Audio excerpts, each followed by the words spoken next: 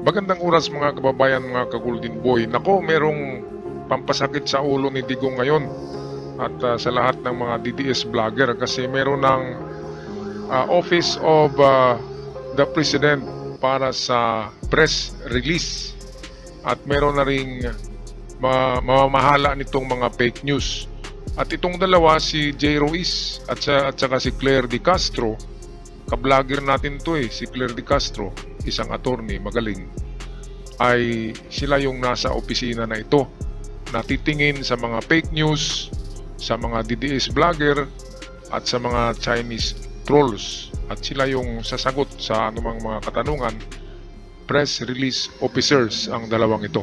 Okay, ito talaga ang kinuha ni PBBM, ang dalawang ito, dahil mga mga batikan ito, mga master sa kanilang craft. Katulad kay Jay Ruiz, multi-awarded yan na mamamahayag. Si Claire De Castro, isang radio commentator at isang YouTube vlogger na rin, at magaling na attorney. Kaya kinuha para itong masilip itong napakaraming mga DDS vlogger na mga nagkakalat ng fake news. Inuulit-ulit ang mga fake news Kaya yung mga pangkaraniwan lang na pag-iisip ng mamamayan ay naniniwala kasi tinatapunan palagi ng ng issue si PBBM. Hindi katulad kay PBBM, hindi naman nagtapon ng kung anong issue kay Digong, di ba? Ang dami-daming pinayari ni Digong pero may sinabi ba si PBBM? Pero kay PBBM, kahit hindi siya ang gumawa, ay sinasabi ni Digong si PBBM Okay, kaya ito, atin panuorin ang balitang ito at saka bigyan natin ng reaksyon. Shout out sa lahat ng nanonood ngayon. Malacanang on Monday slammed former President Rodrigo Duterte for accusing President Marcos Jr. of veering towards dictatorship. This after Duterte claimed in an indignation rally in Cebu that Marcos Jr. might declare martial law like his father to guarantee that he will stay in office beyond his term. Newly installed Palace Press Officer and PCO Undersecretary Attorney Claire Castro in return accused Duterte of sowing intrigue, adding that the public should not believe claims that are not backed by any evidence. Let's listen to Yuse Castro. Hindi tayo pwedeng maniwala sa mga pang-iintriga lamang na walang ebidensya. At ito naman, siguro naman ay natatandaan ninyo, nung panahon ni dating Pangulong Duterte, inamin niya, fiscal pa lang siya, expert na siya sa pag-intriga at pagplanta ng ebidensya. Siguro naman napatunayan na natin yan sa panahon ni Senator Leila de Lima. So ano pa ba ang ating i-expect sa dating Pangulong Duterte? Gumawa ng intriga, magplanta ng ebidensya. Ayan, tama. Sinasabi ni Claire, magaling na magpa-plant ng ebidensya yan And then i-twist niya yung mali, gawing tama. Yan si Digong. Noon naniniwala tayo niyan kasi kailangan talaga natin. Galing sa kapanahonan ni Cory, kay Pinoy, kay Gloria Arroyo, lahat yun mga weak kind of president. Kaya naghanap tayo ng strong man. Ngayon, ang sabi ng karamihan, dahil back up by China ang propaganda ni Digong, ay naniniwala tayo kasi 2 million Chinese vlogger nagsasabi na si Digong ay strong man. Kaya naniniwala tayo kasi kahit saan tayo magbukas, radio, newspaper, YouTube, Facebook, lahat nagsasabi na si Digong ay strong man. Yun pala ay propaganda ng China para manalo si Digong. At kapag manalo ay makuha nilang WPS. Yan lang pala. Ngayon, yung si Digong ay sabi niya, mga joke lang yung sinasabi niya. Kapag mag-response na ang Malacanang, sasabihin niya joke lang. Pero may laman palagi yan. Ang mga joke niya kapag hindi niya magawa, katulad ng pag-jet ski niya papunta sa WPS at magipaglaban sa mga Chinese. Yun ang unang pasabog niya nung pag-upo niya. Anong nangyari? Sinabi niya, estupido pala kayo, ba't kayo maniwala? Ayan, estupido ka pa, naloko ka pa niya. Sino ba namang nag-jet ski? Wala, di ba? Kanya lang yan. Kaya kung hindi niya magawa, sabihin niya na joke. Pero itong taong ito, si Digong, ito lang ang tanging tao sa buong mundo na minumura ang Diyos. Minumura ang Diyos. Tandaan nyo yan. Kaya kung ganyan ang klaseng tao, napakababa ng moral. ng morality, hindi dapat ibalik sa pagka-presidente. Nagkamali tayo noon eh. Ako sumusuporta ako kay Digong, nagkamali lahat tayo. Kaya yung mga hindi pa nabuksan ang isip ay buksan nyo na. Kasi itong si Digong pang paano lang to, pang pagulo sa governance ni PBBM. Imbis diretso na tayo sa patutunguhan, diretso na, maaliwalas na, ay palaging tinitira nila. Ang ginagawa ni PBBM ay sa kabutihan ng ating bansa. Lahat, ang mga programa, ang dami-dami, development of infrastructures, mga project na mega projects. Metro Manila nililinis, Pasig River nililinis, makeover lahat para maganda ang Pilipinas. Pero sila Digong, iba ang agenda, palaging paninira, walang ginagawang maganda. Yan ba ang gusto niyong maging presidente? Puro lang siraan, fake news katulad sa China. Nako, gising. Eto, balik tayo kay Claire De Castro. Castro, a lawyer and a radio personality, took her oath along with Interim Secretary of the Presidential Communications Office, Jay Ruiz, before President Ferdinand Marcos Jr. in Malacanang Monday morning. In an interview with Malacanang reporters, Ruiz, a veteran journalist, vowed to combat fake news and provide clear, precise, informative, and educational information to make the administration closer to the people. Ito ang delikado na ang DDS vlogger at Chinese trolls dito.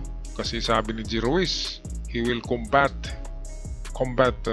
fake news.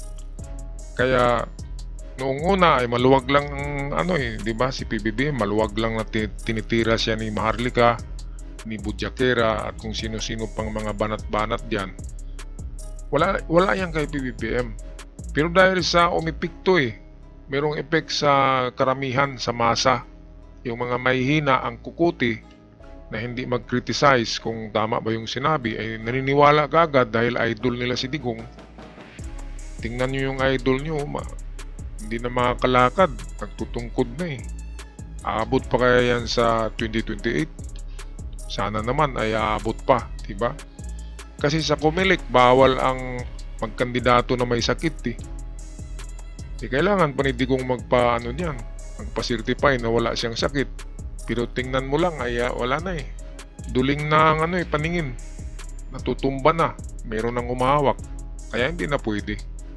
Kaya ang ating tingnan ay kung sino ang maganda magdala sa Pilipinas. Yan lang, hindi yung kung sino yung magaling magsalita, kung sino yung magaling mambula, kung sino yung magaling mag-joke, kung sino yung magaling magmura, yun ba?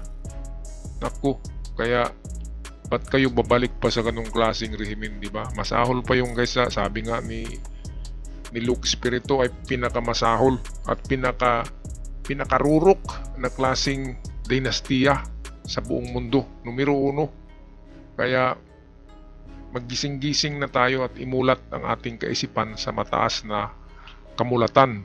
Sabi nga ni kung ako si PBBM, kunin ko na yung si Luke Espiritu na gawin kong spokesperson kasi attorney yan at magaling magsalita, magaling at talagang tatama, masakit pakinggan dahil totoo, di ba? Okay, balik tayo dito sa balita. Mentioned or is accusing the Marcos family of stealing and selling the country's gold. Just so it's clear. Okay. Hindi pa to campaign joke ulit ni dating Pangulong Duterte? Hindi ba tayo nasanay dun sa jet ski promise niya? Na nung naniwala tayo halos sa mga sumuporta sa kanya, tinawag tayong stupid. So pag naniwala ba tayo ulit sa sinasabi niyang ito, baka mapagkamalan niya tayo ulit at tawagin tayong stupid. But anyway, we will take this seriously. Para naman hindi magkaroon ng fake news, lalo na doon sa mga taong nakikinig sa kanya at maaaring naniniwala pa. Itong issue na to, October 2024, nasagot na ito. Ang nagtataka lang ako, bakit paulit-ulit na binibring up ni dating Pangulong Duterte? Wala ba siya mga economic experts na magsasabi sa kanya kung ano ba talaga ang regular activities ng BSP? Ayon sa BSP, ang pagbebenta ng gold is just a regular activity. How? Why? To pump up the economy. Even at the time of former President Duterte, trabaho na ito ng BSP. Hindi niya ba alam iyon? Okay, now, sinabi nga dito, ang pagbebenta ng gold, kung mataas ang presyo, dapat ibenta. Sinabi din ng BSP, hindi pwede silang mag-hold that much of a gold. Dito naman tayo sa reply ng BSP tungkol sa issue. Ito, BSP defends sale of gold reserve. Ayan, dami-dami kasing ano eh. Matagal na yan na strategy ng BSP. Sino bang nagtayo ng BSP? Si Ferdinand Marcos. At yung trading sa BSP ay strategy yan ni Ferdinand Marcos na FM. Kaya dumami ang gold bars dyan nung kapanahonan ni Marcos. At kumunti siya nang mapatalsik siya kasi kung sino-sino na lang naging presidente ay sikreto yatang kumukuha dyan eh. Kasama na dyan si Digong, kumuha din yan. Posible na kahit isang barita hindi yan kumuha. So ito, the Bangko Sentral ng Pilipinas justified its move to sell some countries' gold holdings, saying it only took advantage of high market prices to allow for a healthy buffer against external shocks. The central bank issued a statement in response to a report saying it sold most gold worldwide in the first half of 2024. Hindi naman lahat ng meron yata tayong 222 tons at ang ibinenta ay 15 tons yata o 3 tons, hindi ako sure. Pero nakabalik yun, klarong-klaro, mayroong tubo na 4.1 billion. So ito, the BSP sold gold during the first half of the year as part of its active management strategy. Strategy talaga yan. Which form a part of the country's gross international reserve. Ito, GIR, Gross International Reserve, ay tumaas nang maibinta ang 15 tons of gold bars. Kaya yon ay hindi pwedeng hindi palitan yon. Yung naibenta, of course, ay may profit na 4 billion, ay pwedeng dagdagan ang pagbili muli ng mga ginto. Galing din sa ating local mining companies. Okay, so klarong-klaro na yan mga kababayan. Wag na kayong maniwala dyan kay Digong kung ano-ano na lang tinatapon niya ng mga fake news.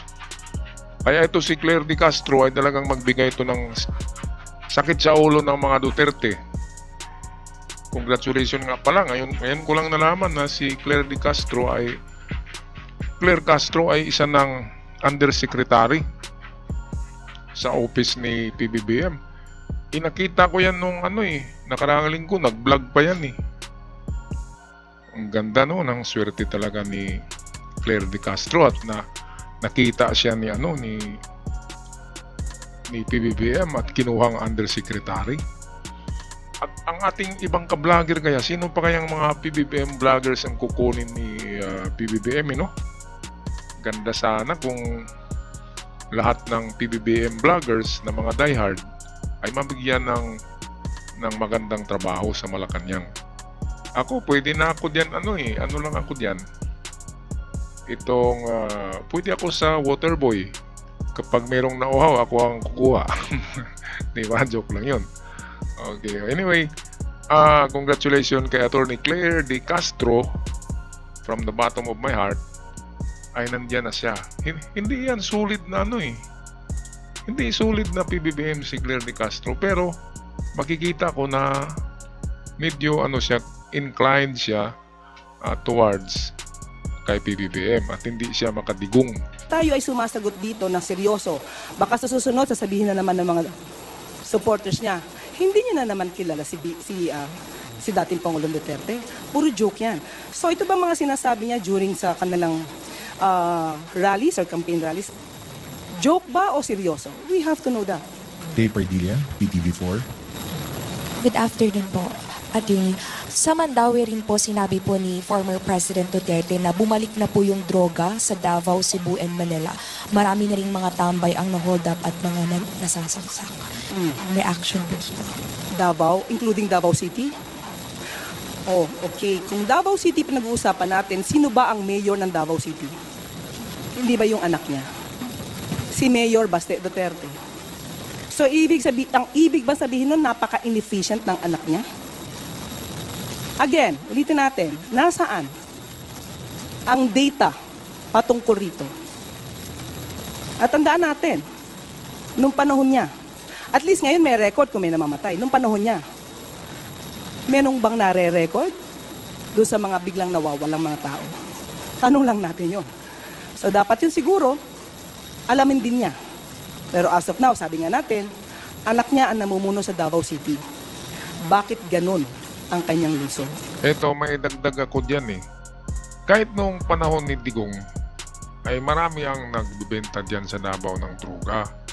Ngayon, ito palang ginagawa ni Digong. Yung mga press release dyan sa Davao, yung mga radio station, kinokontrol nila, yung mga newspaper, pinapalabas palagi na walang droga. Clean city ang Davao sa droga. Yan, hanapin nyo yan. Merong artikulo yan, mababasa nyo. Meron ding mga video yan sa YouTube na kinokontrol ni Duterte ang mass media ng Davao. Nang ipapalabas ay sabihin na zero drugs daw ang Davao, pero nandyan yan palagi. Kasi ang droga dalawa eh, dalawang grupo. Yung isang grupo ay alam nyo na, from the Davao Mafia Boys, yung malaking supplier niyan. At ang pangalawa ay yung mga kanya-kanya na mga drug lord na pumapasok sa Pilipinas from China. Iba-iba na yun. Kaya yun ang tinitipok nila, yung hindi nila kasama sa kanilang enterprise. Alam nyo naman yan na ganyan talaga ang kwento dyan. Kaya yung mga nahuhuli nga ang isda sa bibig eh. Nakalawit ang isda sa bibig ng taga ng fishhook dahil sa sinasabi niya. Yung anak niya pala ang mayor eh, si Baste. Bakit napakaraming droga kung mga strongman talaga sila, kung iron fist, di ba? Kasi wala nang naniniwala sa kanya ngayon. Ganun lang yun. At saka hindi na nila hawak ang mass media ng Davao. Kasi hindi na ganun katakot ang mga tao sa Davao at sa Pilipinas. Hindi na takot kay Digong. Yung isang isang galamay niya, si Kibuloy, kulungan na eh. Sino ba bang galamay niya na strongman? Ay nandiyan ba pala sa Senado? Hindi na lang natin banggitin, baka magalit. Okay, so yan talaga ang diyan. Ang atin naman, ako hindi naman ako talaga PBBM. Pero kailangan tayo sa kadiliman. Nasa panig ako ng liwanag eh. Kaya binibigay ko sa inyo ang paliwanag na maganda, na at least meron akong na-convert. Marami na akong na-convert ng mga DDS na humiwalay na sa kanyang prinsipyo na paghatak ng mga Pilipino papunta sa yurak ng kumunoy. Ayan, sa mababang moralidad, hatakin ka doon. At ang inyong morality ay mababa na talaga kasi pagmurahin nyo na ang Diyos eh. Hindi na kayo maniniwala kay Kristo kasi minumura na ni Digong eh. Kaya ganyang kababa ng morality ang mangyayari sa Pilipinas kapag ganyan pa rin ng mga tao ang namumuno. Kaya ako, kahit na hindi si PBBM ang presidente, ay doon ako sa hindi nagmumura sa Diyos, di ba? Klarong-klaro yan. Kasi Diyos makikita natin super karma nang dumarating sa kanila ngayon dahil pinagmura ang Diyos. Ang Diyos ay ang may gawa sa lahat. Kahit nga banggitin mo ng medyo pangit na pagkabanggit ng pangalan ng Diyos ay kasalanan na yan eh. Lalo na pagkapag pinagmura mo. 2 batas sa 10 Commandments nagsasabi na wag mong gawing katatawanan ang pangalan ng Diyos, wag mong gamitin ang pangalan ng Diyos sa masasama. Lahat nagsasabi na wag magbanggit na masama, wag gamitin sa masama ang pangalan ng Diyos. Kaya bawal na bawal yan. Okay, tatapusin na natin tong bidyong to, mga kababayan. Sir. And you come out with guns blazing. Ito na ho ba ang magiging communication stance ng Administrasyong Marcos starting today? Siguro ganito lang po talaga ako. When it's for the truth, ilalaban natin yan. Wala tayong, hindi tayo magsasagwa ng anumang fake news. Basta kaya maalab ang damdamin natin sa pagsasalita is because we know we are fighting for the truth. Tama. Do you think it has come to a point that the administration needs to take this, firmer stance against fake news because it has already gone to worrisome levels? Yes, we have to fight for that. We have to fight against fake news. Otherwise, yung mga tao na naniniwala sa kanila, maiiba ang isip nila. Maiiba to fight against fake news. Otherwise, yung mga tao na naniniwala sa kanila, maiiba ang isip nila. Maiiba ang diskarte nila. Tama. Meron nang sabi dito si yung ating kaibigan na si Luke Espiritu na talagang ang itong mentality ng Pilipino ay maiiba at matutulad sa kay Digong dahil na idol nila. So anong mangyayari? 'Di ba? Bastos sa kababaihan, bastos sa Diyos, bastos sa sambayanan. Lahat bastos eh. Ito ang sabi ni Claire na yung pinapasok sa atin na disinformation, mga misinformasyon, mga fake news ay makasisira sa ating utak. At hindi lang kapag sira ng utak ng buong bayan, pati ekonomiya natin masisira. Ito si Luke Espiritu ay kung magsalita ito ay talagang tatama sa sentido komon mo. Talagang tatamaan ka, bullseye ka eh. Kaya itong magandang ilagay diyan sa opisina ni Claire Castro gawing spokesperson ito. Kasi attorney naman ito, meron itong pinag-aralan. Kaya nga lang siya ay makabayan, siya ay aktivista. Iwan ko lang kung namataan ito ni PBBM, pero magaling talaga to. Si Vic Rodriguez ay tamimi eh. Kaya ito ang kanyang paliwanag kung bakit tayo mapasama kapag nandyan pa ang rehimen ni Digong, lalo na kapag maging presidente yan muli sa kanyang panaginip. So ito pakinggan yung mga kababayan. Grabe, talagang tatama talaga sa sentido komon ng taong may sentido. Ito, Luke Espiritu, pakinggan natin. Nilagay na ni Duterte sa lusak ang consciousness ng mga Pilipino. At ginagawa niyang mainstream ang kabastusan. At hindi ginagawa niyang mainstream ang patayan. Siya ang pinakamasahol na naging presidente. Siya ang presidente na sinira na talaga hindi lang ang lipunang Pilipino, kundi ang values ng mga Pilipino. At siyang purgahin sa ating kasaysayan.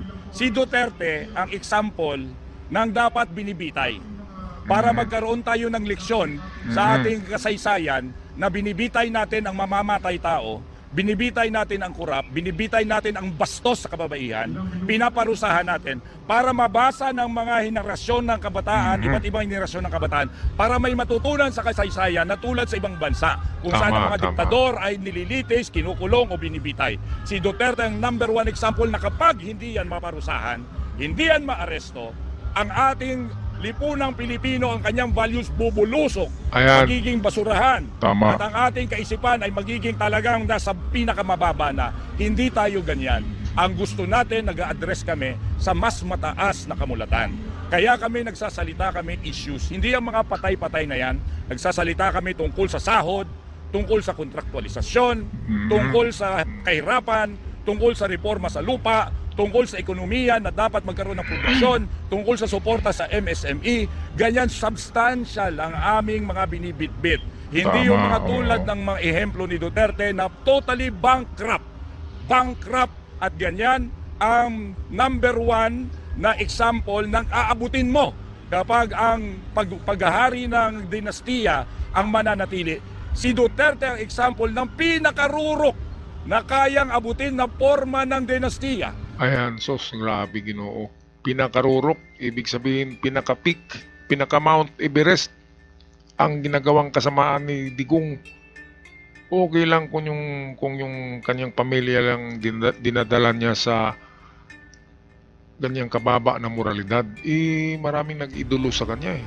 Maraming nag-a-idol. Iwan ko lang anong pinakain, hindi naman siguro pinakain ni Digong ng masarap na pagkain yung mga natangay niya sa kanyang mga joke, yung mga supporters niya.